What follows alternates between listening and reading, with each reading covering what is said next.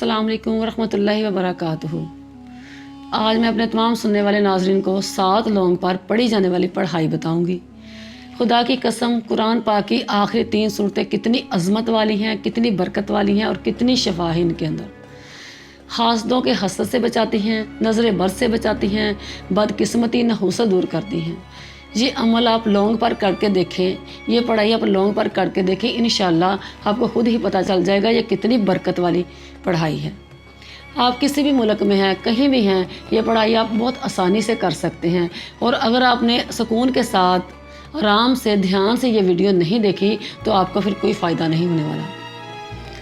सबसे पहले करना ये कि आपने जिस काम के लिए करना है आपने नीयत कर लेनी है, बावज़ू होकर नीयत कर लेनी है। और नमाज़ों की पाबंदी बहुत ज़रूरी है।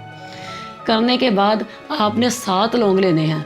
7 लौंग लेकर 1 लौंग उठाना है और उसके ऊपर आपने 1 मरतबा सूरत माऊन पढ़नी है। सूरत अल माऊन पढ़ के उसको लपेट कर ऐसी जगह रख देना जहां आप पैसे रखते हैं। और सुबह उठकर कोयला दहकाकर उसके ऊपर इसको जला देना है। फिर दूसरे दिन के टाइम, किसी टाइम भी आप कर सकते हैं। फिर दूसरा लौंग उठाना है, उसके ऊपर आपने सूरतुल काफिरून पढ़नी है। सूरत काफिरून पढ़नी है, पढ़ के इसको भी लपेट कर उस जगह रख देना है जिस जगह आप अपने पैसे या कीमती अशिया रखते हैं। फिर तीसरे दिन आपने सूरतुन नसर पढ़नी है तीसरे लौंग के ऊपर। फिर इसको इसी तरह लपेट कर उस पैसों में रख देना है। सुबह इसको कोयला दहका कर उसमें इसको जला देना है। इसी तरह चौथे के ऊपर आपने सूरत कौसर पढ़नी है।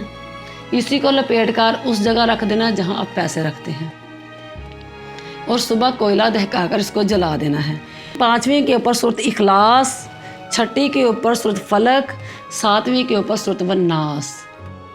ये तमाम सूरतें आपको थंबनेल पे मिल जाएंगी।